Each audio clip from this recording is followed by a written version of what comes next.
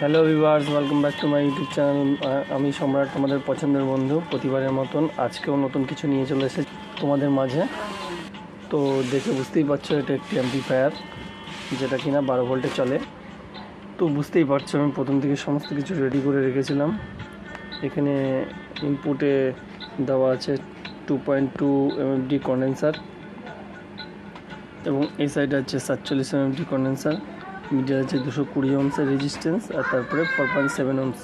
তো এটি 4 ওহমস থেকে 1.6 ওহমস পর্যন্ত কাজ করবে।